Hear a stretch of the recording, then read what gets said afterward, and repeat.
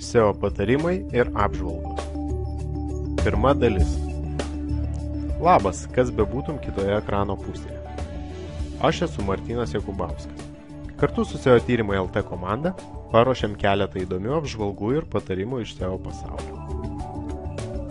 Šiandienos 10 minučių trukmės pirmąją SEO apžvalgą pradėsiu nuo labai kontroversiškos temos, kaip Google sudaro paieškos topus, tai yra reitinguoja interneto svetaines, remsiu 72 SEO ekspertų nuomonę bei pateiksiu savas įžvalgas. Bet prieš pradedant norėčiau įterpti kelis svarbius paaiškinimus. Niekas nežino Google algoritmo. Atgalinės nuorodos tiesiogiai veikia jūsų rezultatus paieškoje, tiek teigiama, tiek neigiama prasme. Prisimink, nėra veiksmo be pasekmės. Prieš atlikdamas nežinomus SEO veiksmus, konsultuokis su savo SEO ekspertu. Turbūt dažniausiai kylantis klausimas, tai kaipgi Google paieškos algoritmas reitinguoja svetaines. Paveiksle pavaizduota rutulinė diagrama, gauta susumavus 72 SEO ekspertų apklausos rezultatus, kurią atliko SEOMOS portalas. Kaip jau turbūt žinai, SEOMOS yra pirmasis SEO bendruomenės portalas. Taigi šių parametrų pagalba aš pateiksiu savo nuomonę, kaip Google'as reitinguoja svetaines. Pradėsiu diagramos nagrinėjimą nuo mažiausią įtaką SEO rezultatams teikiančio faktoriaus, tai yra socialinių santykių parametrų. Nors galbūt esi girdėjęs, kad socialiniai tinklai daro didelę įtaką paieškos sistemų rezultatams, tačiau realiai ta įtaka kol kas yra nedidelė. Taip pat reikėtų nepainioti puslapio populiarumo, apie kurį kalbėsiu vėliau, ir asmeninio socialinio santykio su puslapio turiniu. Kągi čia turiu omenyje? Pirma, socialinių santykių parametrai tai nėra tai, kiek, tarkim, laikų ar Google Plusų yra surinkęs atitinkamas puslapis. Tai yra tik kiekybinis faktorius, bet niekaip nesusijęs su santykiais. O jei žiūrėsim iš socialinių santykių pusės, Google tikslas turėtų būti, pagal ieškomas raktinės frazes pateikti aukščiausiose paieškos rezultatų pozicijose tokį turinį, kurį rekomenduoja ar skaito tavo draugai, su kuriais tave sieja atitinkami socialiniai ryšiai. Juk socialiniai tinklai nurodo ryšį su kitais žmonėmis, o žmonės nurodo, ką jie mėgsta. Šie socialinių santykių parametrai įtakoja pateikiamus rezultatus, tačiau šiuo metu tikrai menkai.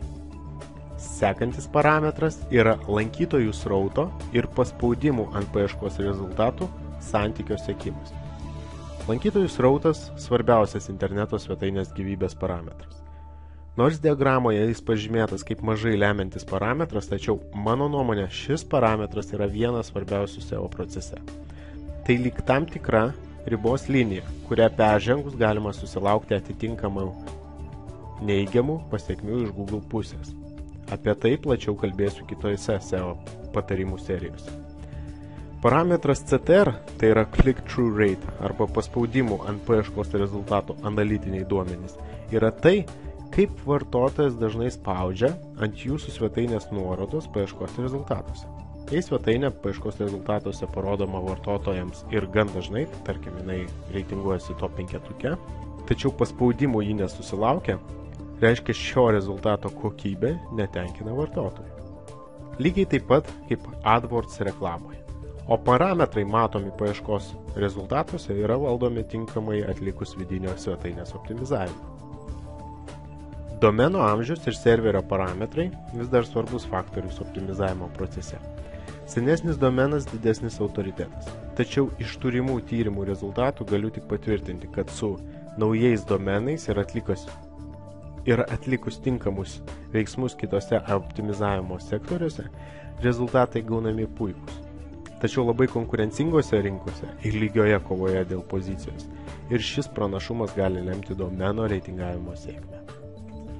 Vidinių puslapių ir tinkamo raktažodžio puslapio turinyje naudojimas įtakoja net 15% reitingavimo procese. Iš to galima daryti dvi išvadas. Turinys ir svetainės struktūra tikrai gali padėti puslapį reitinguoti geriau pagal reikiamas raktinės frazes. Tačiau turinys neturi būti prikimštas raktažodžiu, kaip vis dar tenka išgirsti tokias nuomonės.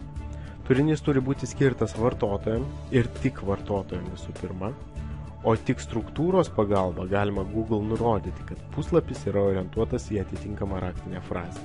Apie tai aš jau rašiau SEO optimizacija LT blogė. 20% reitingavimo procese užima atgalinių nuorodų tekstai. Priminsiu, kad nuorodos iš kitų puslapių turi būti sudarytos iš raktažodžių, pagal kuriuos tu nori, kad puslapis reitinguotųsi. Nuorodoje esantis tekstas padeda Google robotams susigaudyti, į kokias raktinės frazes yra orientuotas išorinis puslapis. Nuorodos populiarumas, kaip matai, yra svarbesnis faktorius nei atgalinių nuorodų tekstai. Dažnai šį puslapio populiarumą painioja su socialiniu faktoriumi.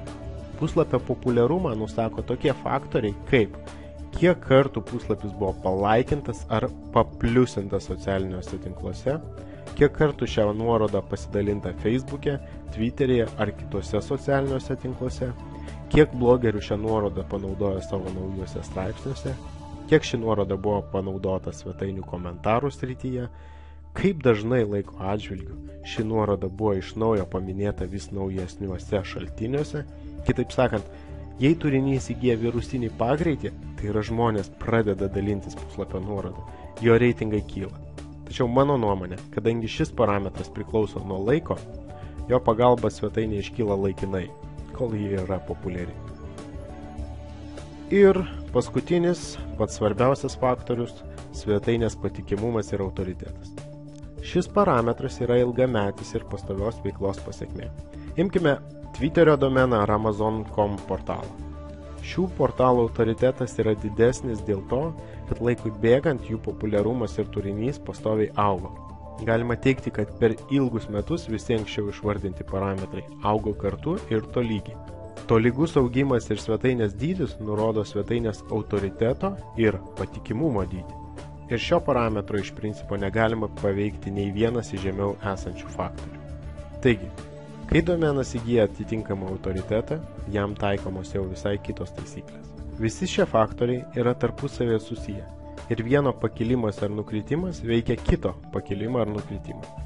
Jei bent vienoje vietoje bus perspausta ar kažkas pamiršta, tai gali įtakoti bendrus reitingavimo rezultatus. Štai ir pabaigiau pirmąją SEO procesų patarimų ir apžvalgų dalį. Lauksiu tavo komentarų prie šio video. Labai tikiuosi praleistas laikas buvo naudingas ir jei tau patiko išgirsta informacija, tiesiog prašau paspausti puslapį esantį like ar Google Plus mygtuką. O jei video nori įsidėti į savo blogą, tiesiog daryk taip, būsiu labai dėkingas. Ir dar trumpai noriu pristatyti, kągi matysi antroje SEO procesų patarimų ir apžvalgų dalyje. Pirma tema – ar turinys vis dar karalius? Taip pat kalbėsiu apie ribas, kada optimizavimo procesas gali kenkti svetainės reitingavimui. Panagrinėsiu temą SEO yra menas ar melas, bei atsakysiu į elektroniniu paštu gautus klausimus.